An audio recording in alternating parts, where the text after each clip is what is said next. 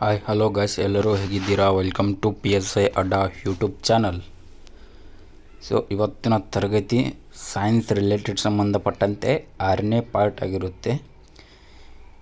ಇನ್ನು ಮಾಡ್ತಕ್ಕಂಥ ಒಂದು ಸೈನ್ಸ್ ಸೀರೀಸು ಮುಂದೆ ಬರ್ತಕ್ಕಂಥ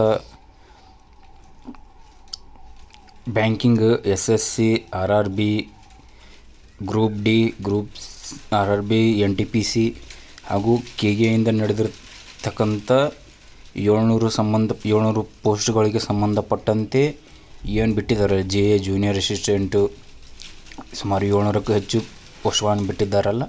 ಮುಂಬರುವ ಪರೀಕ್ಷೆಗಳು ಸಹ ಈ ಕ್ಲಾಸ್ ಯೂಸ್ಫುಲ್ ಆಗಲಿದೆ ಅಂತ ನಾನು ಭರವಸೆಯನ್ನು ನೀಡ್ತಾ ಇದ್ದೇನೆ. ಸೊ ಹೀಗೆ ಮುಂದಿನ ಹಲವಾರು ಎಕ್ಸಾಮ್ಗಳಿಗೆ ಯೂಸ್ ಆಗುವಂತೆ ಇದು ಸೈನ್ಸ್ ರಿಲೇಟೆಡ್ ಸೀರೀಸ್ ನಡೀತಾ ಇದೆ. ನಾಳೆ ಅಥವಾ ನಾಡಿದ್ದು ಎಕನಾಮಿಕ್ಸ್ ರಿಲೇಟೆಡ್ ಸೀರೀಸು ಮತ್ತು ಸೈನ್ಸ್ ರಿಲೇಟೆಡ್ ಸೀರೀಸು ಎರಡೂ ವಿಡಿಯೋಗಳನ್ನು ಅಪ್ಲೋಡ್ ಮಾಡ್ತಾ ಬರ್ತೇನೆ. ಡೈಲಿ ಒಂದು ವಿಡಿಯೋ ಆದರೆ ಒಂದಿನ ಸೈನ್ಸ್ ಆದರೆ ಒಂದಿನ ಎಕನಾಮಿಕ್ಸ್ ವಿಡಿಯೋನ ಅಪ್ಲೋಡ್ ಮಾಡ್ತಾ ಬರ್ತೇನೆ. ಸೊ ವೆಲ್ಕಮ್ ಟು PSI ಅಡ್ಡಾ ಯೂಟ್ಯೂಬ್ ಚಾನಲ್. ಯಾರು ಚಾನಲ್ಗೆ ಸಬ್ಸ್ಕ್ರೈಬ್ ಆಗಿಲ್ಲ, ಸಬ್ಸ್ಕ್ರೈಬ್ ಆಗಿ ಹಾಗೂ ವಿಡಿಯೋಗಳನ್ನು ಲೈಕ್ ಮಾಡಿ. ಏನಾದರೂ ಆ್ಯಡ್ ಮಾಡಬೇಕಪ್ಪ ಅಂತಂದರೆ ಕಮೆಂಟ್ನಲ್ಲಿ ತಮ್ಮ ಕಮೆಂಟ್ ಬಾಕ್ಸ್ನಲ್ಲಿ ತಮ್ಮ ಕಮೆಂಟನ್ನು ಹಾಕಬೇಕು. ಸೊ ಕ್ಲಾಸನ್ನು ಶುರು ಮಾಡೋಣ. ಚಾಪ್ಟರ್ 1, ಗ್ರಂಥಿಗಳು ಮತ್ತು ಹಾರ್ಮೋನ್ಗಳು, ಗ್ಲ್ಯಾಂಡ್ಸ್ ಆ್ಯಂಡ್ ಹಾರ್ಮೋನ್ಸ್. ಗ್ರಂಥಿಗಳು ಮತ್ತು ಹಾರ್ಮೋನ್ಸ್ನ ತರಗತಿಯಲ್ಲಿ ಇವತ್ತಿನ ತರಗತಿಯನ್ನು ನಾವು ಅಧ್ಯಯನ ಮಾಡೋಣ. So glands and hormones. ಔಷಧ ವಿಜ್ಞಾನದಲ್ಲಿ ಹಾರ್ಮೋನ್ಗಳ ಹೊರಸೂಸುವಿಕೆ ಮತ್ತು ಹಾರ್ಮೋನುಗಳ ಸ್ವಭಾವದ ಕುರಿತು ಅಧ್ಯಯನವನ್ನು ಎಂಡೋಕ್ರೈನಾಲಜಿ ಎಂದು ಕರೆಯುತ್ತೇವೆ. ಸ್ರವಿಕೆಯ ಕಾರ್ಯನಿರ್ವಹಿಸುವ ಜೀವಕೋಶಗಳ ಸಮೂಹವನ್ನು ಗ್ರಂಥಿಗಳು ಅಂತ ಕರೀತೇವೆ. ಏನಿದು ಗ್ರಂಥಿಗಳಪ್ಪ ಅಂತಂದ್ರೆ, ಸ್ರವಿಕೆಯ ಕಾರ್ಯನಿರ್ವಹಿಸುವ ಜೀವಕೋಶಗಳ ಸಮೂಹ ಏನಿದೆಯಲ್ಲ, ಈ ಸಮೂಹವನ್ನು ನಾವು ಗ್ರಂಥಿಗಳು ಅಂತ ಕರೀತೇವೆ. ಇನ್ನು ಗ್ರಂಥಿ ನೋಡಿದ್ದೀವಿ, ಗ್ರಂಥಿ ಅಂದರೆ ಏನಂತೆ. ಗ್ರಂಥಿಯ ವಿಧಗಳನ್ನು ನೋಡ್ತಾ ಹೋಗೋಣ. ಈಗ ಗ್ರಂಥಿಯ ವಿಧಗಳಲ್ಲಿ 3 ವಿಧಗಳು ಬರ್ತಾವೆ. ಒಂದನೇದು ನಾಳ ಗ್ರಂಥಿಗಳು, ಎರಡನೇದು ನಿರ್ನಾಳ ಗ್ರಂಥಿಗಳು, ಮೂರನೇದು ಮಿಶ್ರ ಗ್ರಂಥಿಗಳು. ಗ್ರಂಥಿಗಳಂದರೆ ಏನಪ್ಪ ಅಂತಂದ್ರೆ ನೋಡಿದ್ದೀವಿ ನಾವು ಇನ್ನು ಈಗಲೇ. ಸ್ರವಿಕೆಯ ಕಾರ್ಯನಿರ್ವಹಿಸುವ ಜೀವಕೋಶಗಳ ಸಮೂಹವನ್ನು ಗ್ರಂಥಿಗಳು ಅಂತ ಕರಿತೇವೆ ಅಂತ ಹೇಳಿದ್ವಿ. ಅದೇ ರೀತಿಯಾಗಿ ಗ್ರಂಥಿಯ ವಿಧಗಳ 3 ವಿಧಗಳು ಬರ್ತವೆ. ಅದರಲ್ಲಿ ನಾಳ ಗ್ರಂಥಿಗಳು, ನಿರ್ನಾಳ ಗ್ರಂಥಿಗಳು, ಮಿಶ್ರ ಗ್ರಂಥಿಗಳು. ಅದರಲ್ಲಿ ಫಸ್ಟ್ ಒನ್ ನಾಳ ಗ್ರಂಥಿ ಅಂದರೆ ಏನಂತ ನೋಡ್ತಾ ಹೋಗೋಣ. ನಾಳ ಗ್ರಂಥಿ, ಒಂದು ನಿಮಿಷ ರೀ. ನಾಳ ಗ್ರಂಥಿ ಅಂದರೆ ಏನಂತ ನೋಡ್ತಾ ಹೋಗೋಣ. ಲಾಲಾರಸ ಗ್ರಂಥಿಗಳಲ್ಲಿ, ನಾಳ ಗ್ರಂಥಿಗಳಲ್ಲಿ ಲಾಲಾರಸ ಗ್ರಂಥಿಗಳು ಸಹ ಬರುತ್ತವೆ. ಇಂಗ್ಲೀಷ್ನಲ್ಲಿ ಸಲ್ವರಿ ಗ್ಲ್ಯಾಂಡ್ಸ್ ಅಂತ ಕರೀತೇವೆ ಲಾಲಾರಸ ಗ್ರಂಥಿಗಳಿಗೆ. ಪ್ರೋಟೈಡ್ ಗ್ಲ್ಯಾಂಡ್ಸ್, ಇದು ಕೆನ್ನೆಯ ಕೆಳಭಾಗದಲ್ಲಿ ಕಂಡುಬರುತ್ತದೆ. ಸಬ್ಮಂಡಿಬ್ಯುಲರ್ ಗ್ಲ್ಯಾಂಡ್ಸ್, ಇದು ನಾಲಿಗೆಯ ಕೆಳಭಾಗದ ಹಿಂಬದಿಯಲ್ಲಿ ಕಂಡುಬರುತ್ತದೆ. ಸಬ್ಲಿಂಗ್ಯುಲರ್ ಗ್ಲ್ಯಾಂಡ್ಸ್, ಇದು ನಾಲಿಗೆಯ ಕೆಳಭಾಗದ ಮುಂಬದಿಯಲ್ಲಿ ಕಂಡುಬರುತ್ತದೆ ಅಂತ ಹೇಳ್ಬೋದು. ಈ ಲಾಲಾರಸ ಗ್ರಂಥಿಯ ಮೇಲಿನ ಎಲ್ಲ ಗ್ರಂಥಿಗಳಿಂದ ಬಿಡುಗಡೆಯಾಗುವ ರಸವನ್ನು ಲಾಲಾರಸ ಅಂತ ಕರೆಯುತ್ತೇವೆ. ಲಾಲಾರಸ 99% ಲಾಲಾರಸ ಇರುತ್ತೆ. 1% ನೀರು ಮತ್ತು ಅಮ್ಲೋಸ್, ಥೈಲಿನ್, ಲೈಸೋಸೋಮ್ ಅಂಟು ಪದಾರ್ಥವಾಗಿರುತ್ತದೆ. ಅಮ್ಲೋಸ್ ಅಥವಾ ಪೈಟ್ಲಿನ್ ಪಿಷ್ಟವನ್ನು ಮಾಲ್ಟೋಸ್ ಆಗಿ ಪರಿವರ್ತಿಸುತ್ತದೆ. ಈ ಏನದಲ್ಲ, ಪಿಷ್ಟವನ್ನು ಮಾಲ್ಟೋಸ್ ಆಗಿ ಪರಿವರ್ತಿಸುತ್ತದೆ ಅಂತ ಹೇಳ್ಬೋದು. ಲೈಸೋಸೋಮ್ ಆಹಾರದಲ್ಲಿನ ಸೂಕ್ಷ್ಮ ಜೀವಿಗಳನ್ನು ನಾಶಪಡಿಸುತ್ತದೆ. ಏನು? ಲೈಸೋಸೋಮ್ ಆಹಾರದಲ್ಲಿರುವ ಸೂಕ್ಷ್ಮ ಜೀವಿಗಳನ್ನು ನಾಶಪಡಿಸತಕ್ಕಂಥ ಒಂದು ಕಾರ್ಯವನ್ನು ಈ ಲೈಸೋಸೋಮ್ ಮಾಡುತ್ತೆ ಅಂತ ಹೇಳ್ಬೋದು. ಅಂಟು ಪದಾರ್ಥ ಮ್ಯೂಕಸ್ ಗಂಟಲಲ್ಲಿ ಆಹಾರ ಸುಲಭವಾಗಿ ಜಾರಲು ಸಹಾಯ ಮಾಡುತ್ತದೆ. ಒಂದು ದಿನಕ್ಕೆ ಒಬ್ಬ ವ್ಯಕ್ತಿಯಲ್ಲಿ 1.5 ಲೀಟರ್ ಲಾಲಾರಸ ಬಿಡುಗಡೆಯಾಗುತ್ತದೆ. ನಿಮಗೆ ಇಷ್ಟವಾದ ಆಹಾರ ಪದಾರ್ಥವನ್ನು ನೋಡಿದಾಗ ನಿಮ್ಮ ಬಾಯಲ್ಲಿ ನೀರು ಬಿಡುಗಡೆಯಾಗಲು ಕಾರಣ ಕಿಣ್ವ ಅಂತ ಹೇಳ್ಬೋದು. ಎರಡನೇದು ಪಿತ್ತಜನಕಾಂಗ ಅಥವಾ ಯಕೃತ ಅಥವಾ ಲಿವರ್ ಅಂತ ಹೇಳ್ಬೋದು ಇಂಗ್ಲೀಷ್ನಲ್ಲಿ. ಈ ಪಿತ್ತಜನಕಾಂಗ ಏನು ಕಾರ್ಯ, ಇದು ಎಲ್ಲಿ ಕಂಡು ಬರುತ್ತದೆ ಹಾಗೂ ಏನೇನು ಕಾರ್ಯ ಮಾಡುತ್ತದೆ ಅಂತ ನೋಡ್ತಾ ಹೋಗೋಣ. ಇದು ಉದರದ ಬಲಭಾಗದಲ್ಲಿ ಕಂಡು ಬರುತ್ತದೆ. ಇದು ತ್ರಿಕೋನಾಕಾರದ ಆಕಾರವನ್ನು ಹೊಂದಿದೆ. ಕೆಂಪು ಮಿಶ್ರಿತ ಕಂದು ಬಣ್ಣವನ್ನು ಕೂಡಿದೆ ಪಿತ್ತಜನಕಾಂಗ. ಇದರ ಪಿತ್ತಜನಕಾಂಗದ ತೂಕವು 1.5 kg 1,500 ಗ್ರಾಂವರೆಗೆ ಇರುತ್ತದೆ. ಇಡೀ ಮಾನವನ ದೇಹದಲ್ಲಿ ಪಿತ್ತಜನಕಾಂಗವು ಕಂಡುಬರುವ ಅತಿ ದೊಡ್ಡ ಗ್ರಂಥಿಯಾಗಿದೆ ಅಂತ ಹೇಳ್ಬೋದು. ಈ ಪಿತ್ತಜನಕಾಂಗದ ಕುರಿತು ಅಧ್ಯಯನವನ್ನು ಹೆಪ್ಟಾಲಜಿ ಎಂದು ಕರೆಯುತ್ತೇವೆ. ಏನಿದು ಪಿತ್ತಜನಕಾಂಗ? ಇದು ಉದರದ ಬಲಭಾಗದಲ್ಲಿ ಕಂಡು ಬರುತ್ತದೆ ಅಂತ ಹೇಳಿದೆ. ಇದು ತ್ರಿಕೋನ ಆಕಾರವನ್ನು ಹೊಂದಿದೆ. ಕೆಂಪು ಮಿಶ್ರಿತ ಕಂದು ಬಣ್ಣವನ್ನು ಹೊಂದಿದೆ. ಇದರ ತೂಕ 1.5 kg ಇಟ್ಕೊಂಡು 1,500 ಗ್ರಾಂವರೆಗೆ ಇರುತ್ತೆ. ಇಡೀ ಮಾನವನ ದೇಹದಲ್ಲಿ ಕಂಡುಬರುವ ಅತಿ ದೊಡ್ಡ ಗ್ರಂಥಿಯಾಗಿದೆ. ಯಾವುದು? ಪಿತ್ತಜನಕಾಂಗ ಅಂತ ಹೇಳ್ಬೋದು. ಇದರ ಕುರಿತು ಅಧ್ಯಯನ ಮಾಡುವುದನ್ನು ಹೆಪ್ಟಾಲಜಿ ಅಂತ ಕರೆಯುತ್ತೇವೆ. ಇದಿಷ್ಟು ಪಿತ್ತಜನಕಾಂಗಕ್ಕೆ ಸಂಬಂಧಪಟ್ಟಂಥ ಪಾಯಿಂಟ್ಸ್ ಆಗಿವೆ. ಇನ್ನು ಇದರ ಕಾರ್ಯ ನೋಡ್ತಾ ಹೋಗೋಣ. ಪಿತ್ತಜನಕಾಂಗದ ಕಾರ್ಯ: ದೇಹದಲ್ಲಿ ಕತ್ತರಿಸಿದರೆ ಮತ್ತೆ ಬೆಳೆಯುವ ಅಂಗವಾಗಿದೆ. ಮತ್ತೆ ಬೆಳೆಯಲು ಸಹಾಯಕವಾಗುವ ಜೀವಕೋಶಗಳನ್ನು ಹೆಪಾಸೈಟ್ಸ್ ಅಂತ ಕರೆಯುತ್ತೇವೆ. ಇನ್ನು ಇದರ ಕಾರ್ಯಗಳು, ಪಿತ್ತಜನಕಾಂಗದ ಕಾರ್ಯಗಳು ನೋಡ್ತಾ ಹೋಗೋಣ.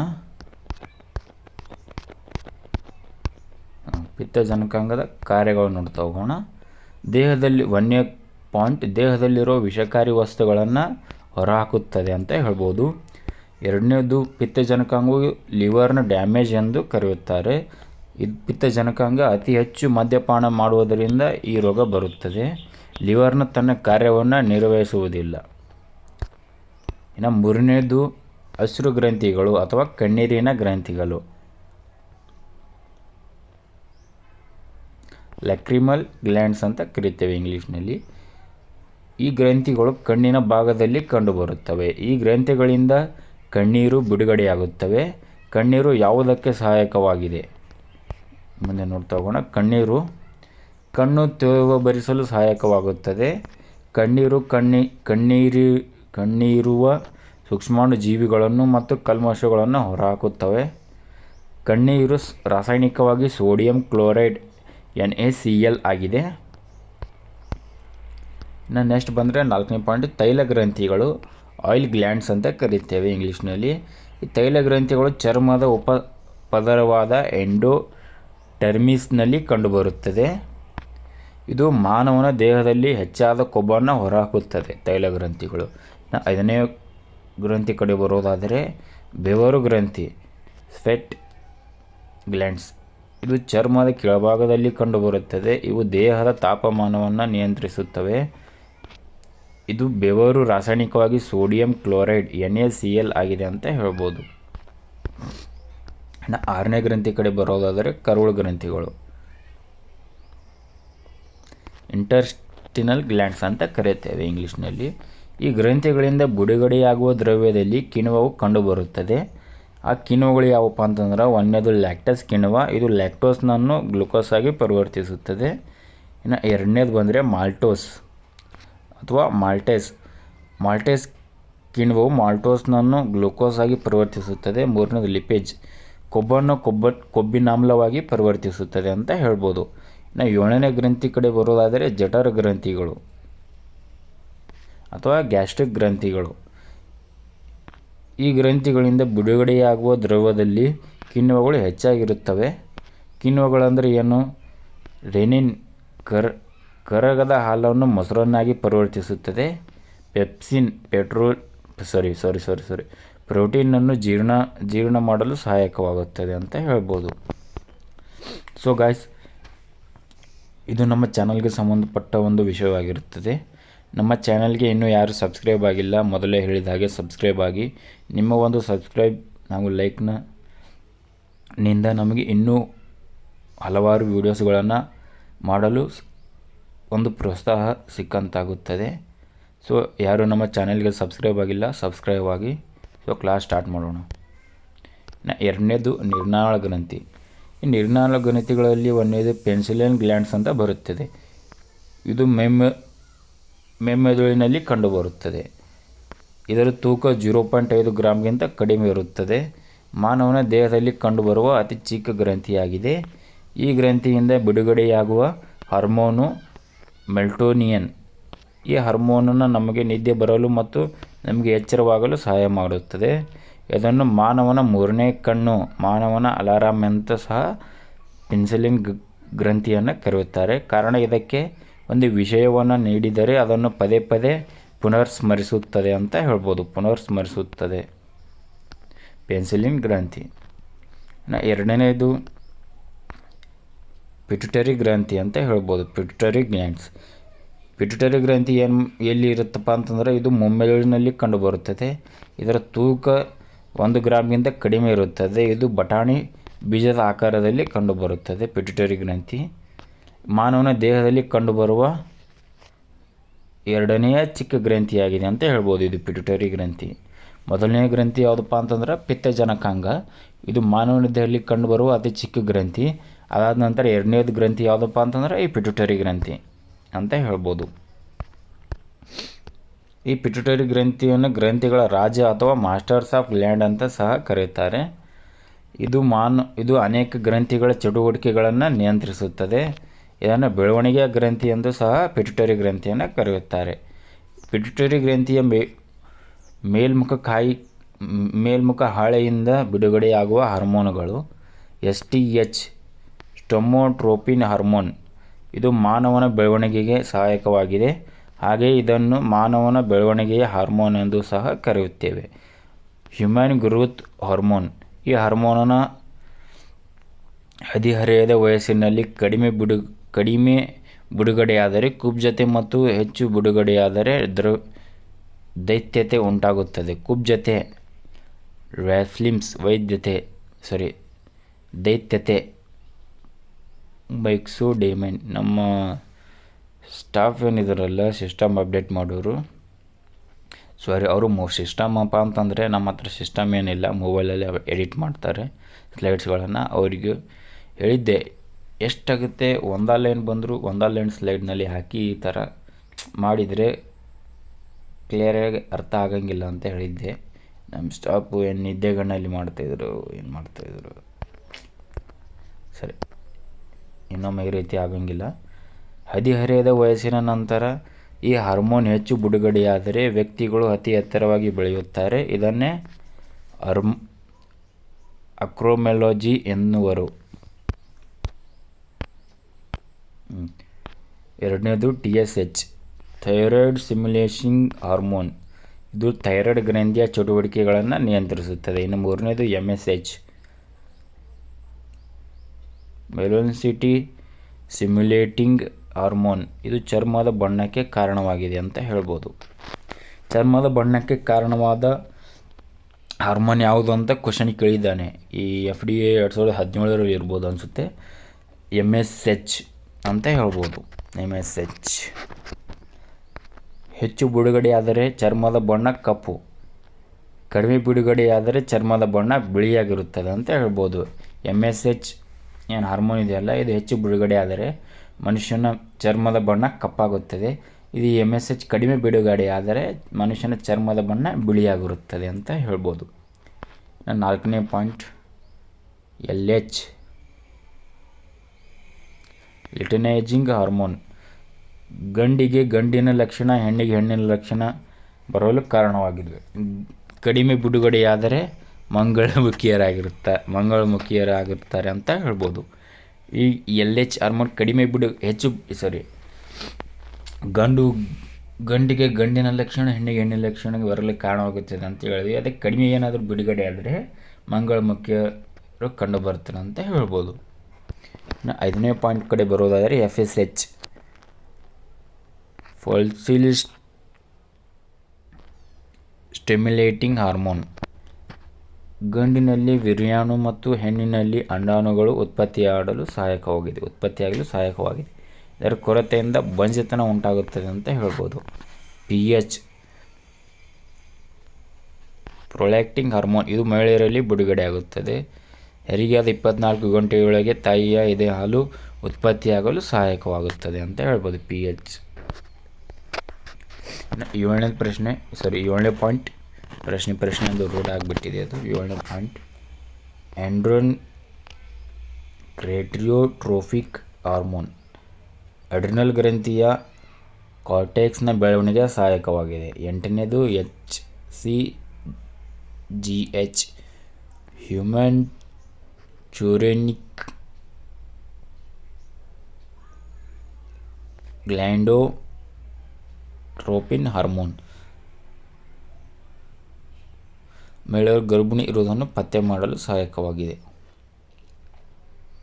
ಕೆಳಮುಖ ಹಾಳೆಯಿಂದ ಬಿಡುಗಡೆಯಾಗುವ ಹಾರ್ಮೋನ್ ADH ಆ್ಯಂಟಿ ಡೆಟೆಕ್ಟಿಕ್ ಹಾರ್ಮೋನ್. ಇದಕ್ಕೆ ಇರುವ ಇನ್ನೊಂದು ಹೆಸರು ಏನಪ್ಪ ಅಂತಂದರೆ ವಾಸ್ಪೊರೇಷನ್. ಇದು ಮಾನವನ ದೇಹದಲ್ಲಿ ನೀರಿನ ಪ್ರಮಾಣವನ್ನು ನಿಯಂತ್ರಿಸುತ್ತದೆ, ರಕ್ತದಲ್ಲಿ ನೀರಿನ ಪ್ರಮಾಣವನ್ನು ನಿಯಂತ್ರಿಸುತ್ತದೆ. OH ಆಕ್ಸಿಟೋನಿಕ್ ಹಾರ್ಮೋನ್ ಗರ್ಭಿಣಿ ಸ್ತ್ರೀಯರಲ್ಲಿ ಹೆರಿಗೆಯ ಸಮಯದಲ್ಲಿ ಇದು ಬಿಡುಗಡೆಯಾಗುತ್ತದೆ. ಹೀಗಾಗಿ ಇದನ್ನು ಬರ್ತ್ ಹಾರ್ಮೋನ್ ಎಂದು ಸಹ ಕರೆಯುತ್ತಾರೆ. ಇದನ್ನು ಲವ್ ಹಾರ್ಮೋನ್ ಎಂದು ಸಹ ಕರೆಯುತ್ತೇವೆ. ಥೈರಾಯ್ಡ್ ಗ್ರಂಥಿ, ಇದು ಕುತ್ತಿಗೆಯ ಭಾಗದಲ್ಲಿ ಕಂಡುಬರುತ್ತದೆ. ಇದು ಬಟರ್ಫ್ಲೈ ಶೇಪ್ನಲ್ಲಿ ಕಂಡುಬರುತ್ತದೆ. ಈ ಗ್ರಂಥಿಯಿಂದ ಬಿಡುಗಡೆಯಾಗುವ ಹಾರ್ಮೋನ್ ಥೈರಾಕ್ಸಿನ್. ಇದು ಕಾರ್ಬೋಹೈಡ್ರೇಟ್ಸ್, ಲಿಪಿಡ್ಸ್, ಪ್ರೋಟೀನ್, ವಿಟಮಿನ್ಸ್ಗಳ ಚಯಾಪಚಯ ಕ್ರಿಯೆಯಿಂದ ಸಹಾಯಕವಾಗಿದೆ.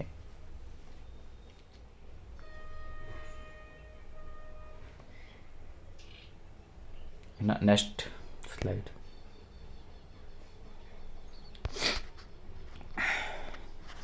ಇದು ಮಾನವನ ಮಾನಸಿಕ ಮತ್ತು ದೈಹಿಕ ಬೆಳವಣಿಗೆ ಸಹಾಯಕವಾಗಿದೆ. ಇದನ್ನು ಒಬ್ಬ ವ್ಯಕ್ತಿತ್ವದ ಹಾರ್ಮೋನ್ ಎಂದು ಎನ್ನುವರು. ಥೈರಾಕ್ಸಿನ್ ಕಡಿಮೆ ಬಿಡುಗಡೆಯಾದರೆ ಹೈಪೋಥೈರಾಯ್ಡಿಸಮ್, BP ಕಡಿಮೆ. ಥೈರಾಕ್ಸಿನ್ ಹೆಚ್ಚು ಬಿಡುಗಡೆಯಾದರೆ ಹೈಪೋಥೈರಾಯ್ಡಿಸಮ್, BP ಹೆಚ್ಚಾಗುತ್ತದೆ. ಅಯೋಡಿನ್ನ ಕೊರತೆಯಿಂದ ಬರುವ ರೋಗಗಳು. ಇನ್ನು ನೆಕ್ಸ್ಟು ಅಯೋಡಿನ್ನ ಕೊರತೆಯಿಂದ ಬರುವ ರೋಗಗಳು. ಸಿಂಪಲ್ ಗೊಟೇರರ್, ಸರಳ ಗಂಡ ರೋಗ, ಕುತ್ತಿಗೆ ಭಾಗದಲ್ಲಿ ಉಬ್ಬಿಕೊಳ್ಳುತ್ತದೆ. ಮ್ಯಾಕ್ಸಿಡಿಮಾ ಗರ್ಲ್ಸ್ ಡಿಸೀಸ್, ಮಹಿಳೆಯರಲ್ಲಿ ಋತುಚಕ್ರ ನಿಂತು ಹೋಗುತ್ತದೆ, ಬಂಜೆತನ ಉಂಟಾಗುತ್ತದೆ. ಕ್ರೆಟಿನಿಸಮ್, ಚಿಕ್ಕ ಮಕ್ಕಳಲ್ಲಿ ಕಂಡುಬರುತ್ತದೆ, ಕುತ್ತಿಗೆ ಭಾಗ ಉಬ್ಬಿಕೊಳ್ಳುತ್ತದೆ. 4ನೇ ಪಾಯಿಂಟ್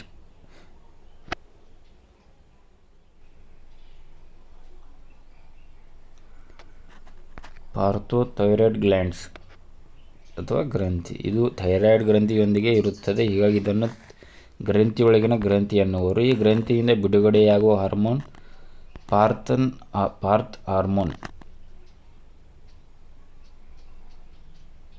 ಇದು ರಕ್ತದಲ್ಲಿ ಕ್ಯಾಲ್ಸಿಯಂ ಮತ್ತು ರಂಜಕದ ಪ್ರಮಾಣವನ್ನು ನಿಯಂತ್ರಿಸುತ್ತದೆ. ಇದು ಕಡಿಮೆ ಬಿಡುಗಡೆಯಾದರೆ ಮಾಂಸಖಂಡಗಳಲ್ಲಿ ನೋವು ಕಂಡುಬರುತ್ತದೆ. ಪಾರ್ಥ್ ಹಾರ್ಮೋನ್ ಹೆಚ್ಚು ಬಿಡುಗಡೆಯಾದರೆ ಮೂಳೆಗಳಲ್ಲಿ ಕ್ಯಾಲ್ಸಿಯಂ ಮತ್ತು ರಂಜಕದ ಪ್ರಮಾಣ ಕಡಿಮೆಯಾಗಿ ಮೂಳೆಗಳ ರಂಧ್ರಗಳು ಕಾಣಿಸಿಕೊಳ್ಳುತ್ತವೆ. ಇದನ್ನು ಓಟೋಸ್ಪೊರೋಸಿಸ್, ಅಸ್ಥಿರಂಧ್ರ, ಕನ್ನಡದಲ್ಲಿ ಅಸ್ಥಿರಂಧ್ರ ಎಂದು ಕರೀತಾರೆ. ಏನು ಈ ಪಾರ್ಥೋ ಹಾರ್ಮೋನ್ ಏನಿದೆಯಲ್ಲ, ಪಾರ್ಥ್ ಹಾರ್ಮೋನ್ ಇದು ಕಡಿಮೆ ಬಿಡುಗಡೆಯಾದರೆ ಮಾಂಸಖಂಡಗಳಲ್ಲಿ ನೋವು ಕಂಡುಬರುತ್ತದೆ. ಅದೇ ರೀತಿ ಹೆಚ್ಚಿಗೆ ಬಿಡುಗಡೆಯಾದರೆ ಮೂಳೆಗಳಲ್ಲಿ ಕ್ಯಾಲ್ಸಿಯಂ ಮತ್ತು ರಂಜಕದ ಪ್ರಮಾಣ ಕಡಿಮೆಯಾಗಿ ಮೂಳೆಗಳ ರಂಧ್ರತೆ ಕಾಣಿಕೊಳ್ಳುತ್ತದೆ ಅಂತ ಹೇಳ್ಬೋದು. 5ನೇದು ಥೈಮಸ್ ಗ್ಲ್ಯಾಂಡ್ಸ್. ಇದು ಹೃದಯದ ಪಕ್ಕದಲ್ಲಿ ಕಂಡುಬರುತ್ತದೆ. ಚಿಕ್ಕ ಮಕ್ಕಳಲ್ಲಿ ಇದರ ಗಾತ್ರ ಹೆಚ್ಚಾಗುತ್ತದೆ. ಮಗು ಬೆಳೆದಂತೆ ಇದರ ಗಾತ್ರ ಕಡಿಮೆ ಆಗುತ್ತಾ ಹೋಗುತ್ತದೆ, ಮುಂದೆ ನಶಿಸಿ ಹೋಗುತ್ತದೆ. ಹಾಗೆ ಇದನ್ನು ನಶಿಸಿ ಹೋಗುವ ಗ್ರಂಥಿ ಎಂದು ಸಹ ಕರೆಯುತ್ತಾರೆ, ಥೈಮಸ್ ಗ್ರಂಥಿ. ಈ ಗ್ರಂಥಿಯಿಂದ ಬಿಡುಗಡೆಯಾಗುವ ಹಾರ್ಮೋನ್ ಥೈಮೋಸಿನ್ ಹಾರ್ಮೋನ್ ಅಂತ ಕರೆಯುತ್ತೇವೆ. ಥೈಮೋಸಿನ್ ಇದು ರೋಗ ನಿರೋಧಕ ಶಕ್ತಿಯನ್ನು ಹೆಚ್ಚಿಸುತ್ತದೆ, ಇಮ್ಯುನಿಟಿ ಪವರ್ ಹೆಚ್ಚಿಗೆ ಮಾಡುತ್ತದೆ ಅಂತ ಹೇಳ್ಬೋದು. ಥೈಮೋಸಿನ್ ಗ್ರಂಥಿ. ಆರನೇದು ಅಡ್ರಿನಲ್ ಗ್ರಂಥಿ. Adrenal glands. ಇದು ಕಿಡ್ನಿಯ ಮೇಲ್ಭಾಗದಲ್ಲಿ ಇದು ಕಿಡ್ನಿಯ ಮೇಲ್ಭಾಗದಲ್ಲಿ ಟೋಪಿಗೆ ಆಕಾರದಲ್ಲಿ ಕಂಡುಬರುತ್ತದೆ. ಈ ಗ್ರಂಥಿಗಳು ಕಿಡ್ನಿಯ ಮೇಲ್ಭಾಗದಲ್ಲಿ ಕಂಡುಬರುವುದರಿಂದ ಇವುಗಳಿಗೆ ಸುಪರಿನಲ್ ಗ್ಲ್ಯಾಂಡ್ಸ್ ಅಥವಾ ಎಂಪೆನ್ಫ್ರೈನ್ ಗ್ಲ್ಯಾಂಡ್ಸ್ ಎಂದು ಸಹ ಕರೆಯುತ್ತೇವೆ.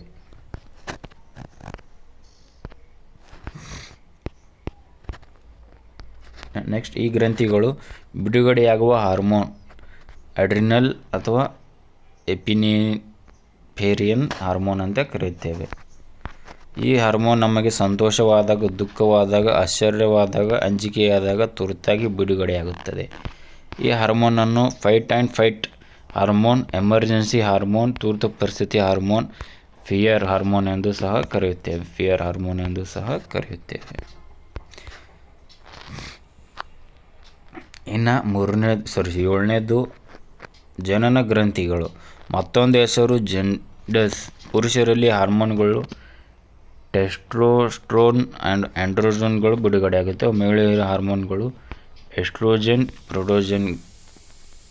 ಪ್ರೊಜೆಸ್ಟರಾನ್ಗಳು ಬಿಡುಗಡೆಯಾಗುತ್ತವೆ.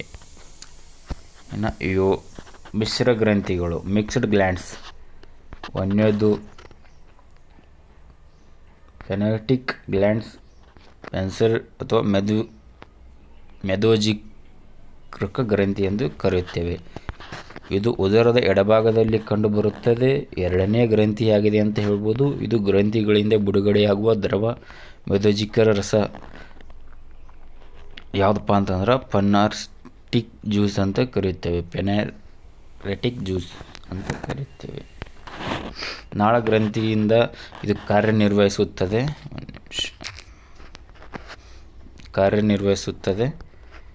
ನೆಕ್ಸ್ಟ್, ಇದು ಕಿಣ್ವಗಳನ್ನು ಬಿಡುಗಡೆ ಮಾಡುತ್ತದೆ. ಯಾವ ಕಿಣ್ವಗಳು?